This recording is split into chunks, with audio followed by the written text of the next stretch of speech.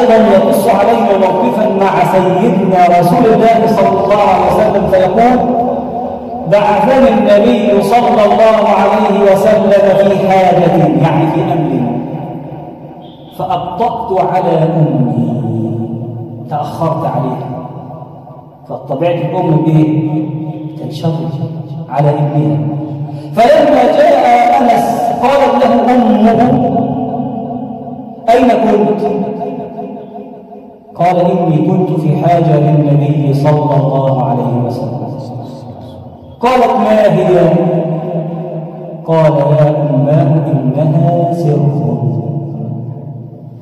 حاجة سر. قالت: يا بني لا تحدث ولا تفتش سر رسول الله صلى الله عليه وسلم. فأنس بن مالك يحدث بهذا الحديث ثابت البناني يقول: يا ثابت والله لو حدثت بها أحدا لحدثته. لكن الأيام دي أنت كنت فين؟ ده أبويا بعتني أو والدي بعتني في طلب سر.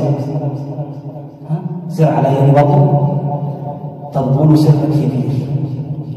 طب هديك حاجة حلوة كده وهديك مكافأة لا تشوف أم أنس بتقول: لا تحدث ولا تفتش بسر النبي صلى الله عليه وسلم. أنس بن مالك رضي الله عنه وأرضاه كان من أطول الصحابة عمرا،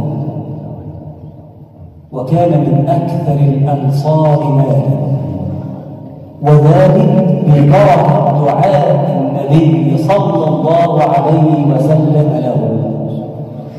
جاءت أمه أم سليم إلى النبي صلى الله عليه وسلم فقالت: يا رسول الله هذا أنس حاضنك فادع الله عز وجل له.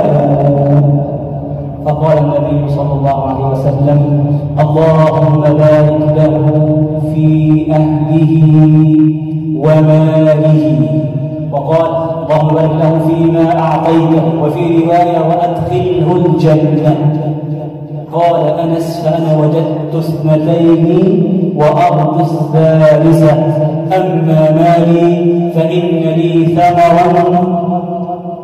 فإن لي شجر يثمر في السنة مرتين. الشجر يثمر في السنة كم مرة؟ وساعات من إيه؟ ما بيسمعش. لكن سيدنا أنس البستان بتاعه كان بيثمر في السنة مرتين ببركة دعاء سيدنا رسول الله صلى الله عليه وسلم له. قال: وإن ولدي وولد ولدي ليتعادون 100، أكثر من إيه؟ من 100. زي سيدنا أنس طال عمره، وكان من أكثر أو آخر من مات من الصحابة بالبصرة. مات سنة 93 هجرية أو سنة 94 هجريا، وقد تعدى 100 عام. أنس بن مالك رضي الله عنه وأرضاه يقول: قدم النبي صلى الله عليه وسلم المدينة فأضاءت وأضاء منها كل شيء. لما النبي صلى الله عليه وسلم قدم المدينة كل أنس أضاءت المدينة وأضاء منها كل شيء. فلما لحق النبي صلى الله عليه وسلم بالرفيق الأعلى أظلمت وأظلم منها كل شيء. أنس بن مالك رضي الله عنه وأرضاه كان بعد موت النبي صلى الله عليه وسلم ولحوقه بالرفيق الأعلى كان بيرى النبي صلى الله عليه وسلم في المنام كل ليلة. يا سلام.